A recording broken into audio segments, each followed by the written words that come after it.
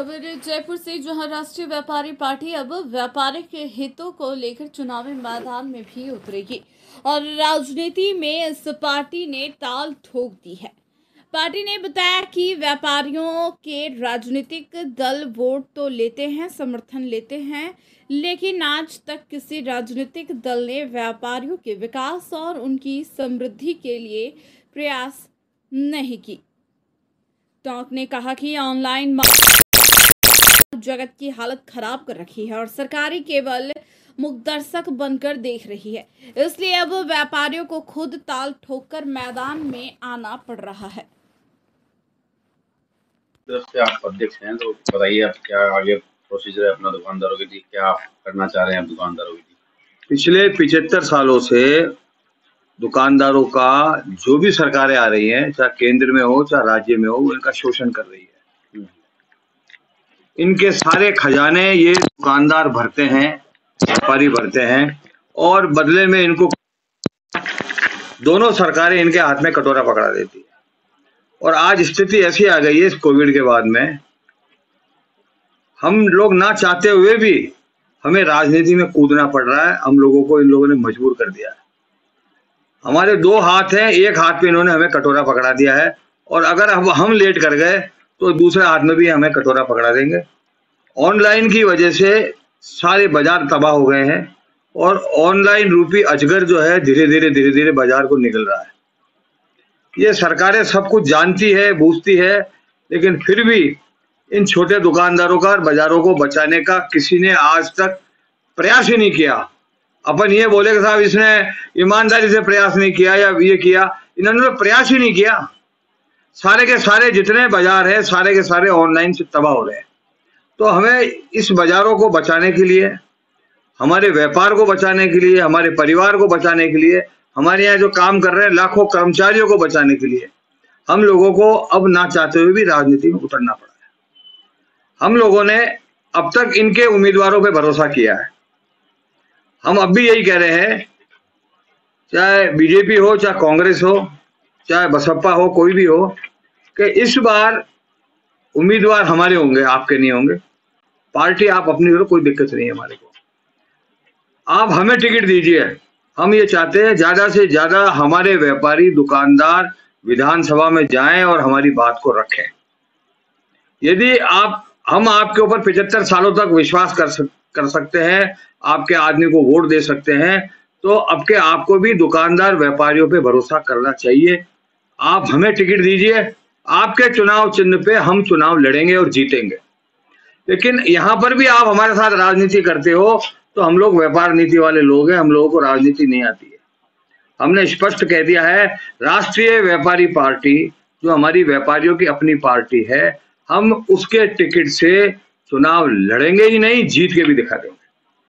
तो इसलिए अच्छा यही है, व्यापारियों के हित में भी यही है कि आप जो भी है ज्यादा से ज्यादा संख्या में हमारे व्यापारियों को आप टिकट दें, ताकि हम आगे चुनाव लड़ें। अगर कांग्रेस देगी तो हम कांग्रेस के उम्मीदवार को जिताएंगे। आपकी मुख्य मांगे क्या क्या है और क्या मुद्दे आप उठाएंगे चुनाव के लिए? हमारी जो मांगे हैं, मुख्य मांगे हैं, वो मांगे हैं जिसके कि हमें आज से कई सालों पहले ही हमें उसका वो मिल जाना चाहिए था, लेकिन अभी तक हम उनसे वंचित हैं। हमारी पहली मांग तो यह है कि जो बाजार तबाह हो रहे हैं, चौपट हो रहे हैं, तो हम चाहते हैं ऑनलाइन से छुटकारा मिले। कोई ऐसा रास्ता होना चाहिए। हम जो है कंपटीशन से डरते नहीं हैं, लेकिन कंपटीशन बराबरी का होना चाहिए। ये नहीं होना चाहिए कि हम लोग ट्रेडर हैं, तो ट्रेडर को तो फैक्ट्री वाला 10,000 का टीवी दे देगा और वही अपना टीवी ऑनलाइन पे 8,000 का बेच देगा। तो ये कौन सा मुकाबला हुआ? आप 10 का वहां बेचो और 10 का यहाँ बेचो। तो हमें समझ में आता है ना, ग्राहक को, पब्लिक को भरोसा दुकानदारों पे ज्यादा होगा, क्योंकि ऑनलाइन से जाके वो एक्सचेंज नहीं करा सकते या वो टीवी ठीक नहीं करा पाएंगे। तो हम ऑनलाइन का जो है एक छुटकारा चाहते हैं। दूसरा, हम चाहते हैं कि दुकानदार 60 साल तक सरकार का खजाना भरता है और वो 8 की जगह 12 घंटे काम करता है, ओवर टाइम नहीं लेता है, बोनस नहीं लेता है, 150 छुट्टियां नहीं लेता है, तनख्वाह नहीं लेता है, लेकिन उसको कुछ भी नहीं मिलता। जबकि सरकारी कर्मचारियों को 60 साल के बाद में पेंशन मिलती है। तो हम ये चाहते हैं कि जब एक व्यापारी सारी उम्र उसने आपको कमा के दिया है, तो उसको 60 साल के बाद में पेंशन दी जाए। तीसरा, हम चाहते हैं दुकानदारों के और व्यापारियों के जो लोन है वो पूर्णतया जो है माफ हो। उसका कारण है, पैसा तो हम ही कमा के दे रहे हैं। अब आपको अगर ये लोग पैसा कमा के दे रहे हैं, लाखों करोड़ों अरबों रुपए आपको कमा के दे दिया, और अगर हमारे परिवार में कोई बीमार हो जाता है तो ये नहीं होता है कि उसको आप मरने के लिए बाहर छोड़ दो। वो व्यापारी आपका खजाना वापस भरेगा। अगर उसको, अगर मान लो कोई आर्थिक तंगी आ गई है, कोई परेशानी आ गई है, 2, 5, 10 लाख की कोई दिक्कत है, तो उसके लोन को आप, जिस तरह किसानों के भी ऋण आप माफ करते हैं, दुकानदारों के ऋण माफ कीजिए। आप ये नया प्रयोग करके ही देखिए एक बार, तो दुकानदार वापस तंदुरुस्त होगा, वापस आपका सरकार का खजाना भरेगा इसमें, और समाज में भी इसका अच्छा मैसेज जाएगा। चौथा, हम ये चाहते हैं कि आपने 100 यूनिट तो सबको दे दिया और 2000 यूनिट आपने किसानों को दे दिया, दुकानदारों को आपने बाबा जी का ठुल्लू दिया है। 1 यूनिट भी आपने इनको माफ नहीं किया है। जबकि कोरोना में आप देखिए, यही वो दुकानदार थे जिन्होंने आटा, दाल, चावल, दवाई वगैरह देखी, आम जनता की सेवा की। अगर आप इनको कुछ यूनिट फ्री नहीं दे सकते थे तो आप कॉमर्शियल से रेजिडेंशियल रेट इनके ऊपर लगा लेते, तो ही हम लोग खुश हो जाते हैं। पर सरकार ने 1 यूनिट हमें फ्री नहीं दिया। तो हम ये चाहते हैं कि बिजली की छूट अगर सबको मिलती है तो हमें मिले, क्योंकि कमाऊ पूत तो हम है। हमारे पैसे से आप दूसरों को बिजली फ्री दे रहे हो और हमारे हाथ में आप कटोरा पकड़ा रहे हो, तो ये तो अब चलने वाला नहीं है। अब जो है व्यापारी जागृत हो गया है, अब नहीं होगा सब। इसके अलावा हमारी 5वीं मांग है, रजिस्ट्री हमारी दुकानों की फ्री हो। उसका भी एक बहुत बड़ा लॉजिक है। जो मैं बातें बता रहा हूँ लॉजिक के पीछे है, ये हम फैकोलॉजी नहीं कर रहे हैं। ये राजनीतिक के लोग और इनके जो ये विशेषज्ञ जो बैठे हुए हैं, जो ज्ञान की उल्टियां करते रहते हैं, उनके पास में तर्क देने को नहीं है।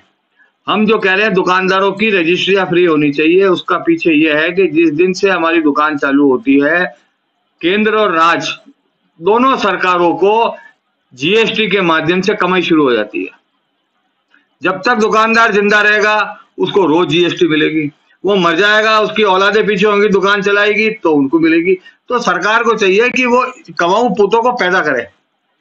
तो अगर वो रजिस्ट्री का पैसा नहीं लेंगे तो एक व्यापारी को दुकान नहीं चालू करने में एक मदद मिलेगी। तो हम चाहते हैं रजिस्ट्री का पैसा नहीं लगे, क्योंकि सारी उम्र कमा के देगा आपको।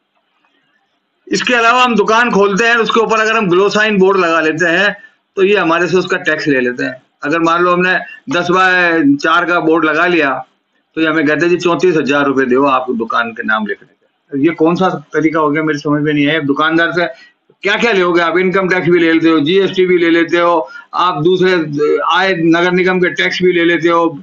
आप क्या क्या चाहते हो? फिर दुकानदार से जान ही बाकी रहेगी, वो भी ले लो आप। इसके अलावा हम ये चाहते हैं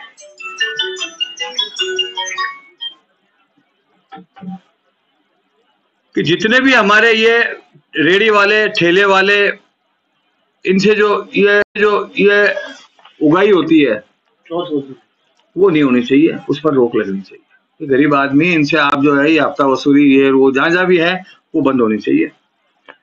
दुकानदार को और व्यापारियों को हम चाहते हैं क्रेडिट कार्ड मिले। 5 लाख रुपए तक का क्रेडिट कार्ड सरकार की गारंटी पे मिलना चाहिए।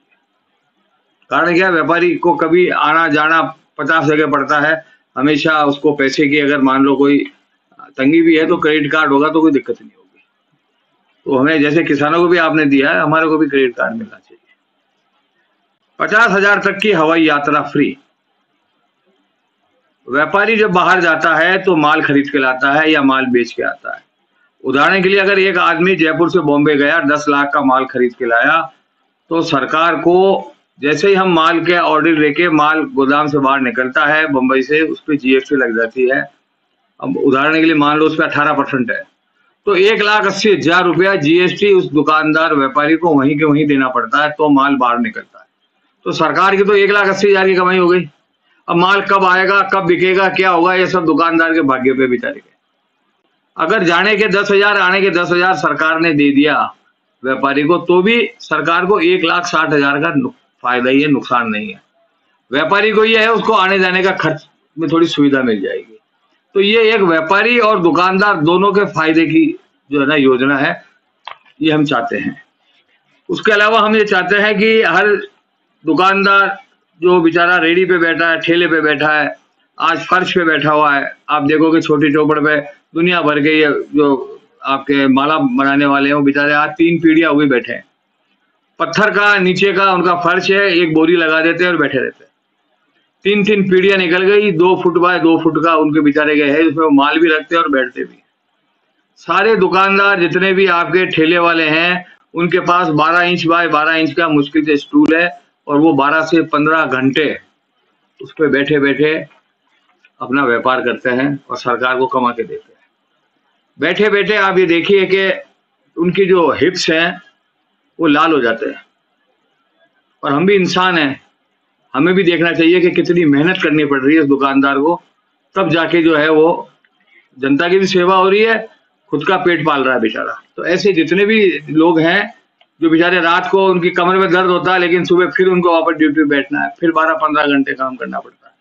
तो अगर किसी राजनीतिज्ञ को इस पे कोई हंसी आ रही हो या कोई उसको दिक्कत हो या कोई उसको लगता हो कि ये मांग हमारी अनुचित है, तो वो 12 बाय 12 इंच के स्टूल पे 15 घंटे 1 महीने बैठ के दिखा दे। हमें तो 3 पीढ़ियां हो गई, वो 1 महीना बैठ के दिखा दे, सारा भूत उतर जाएगा उनका और उनको समझ में आ जाएगी और वो खुद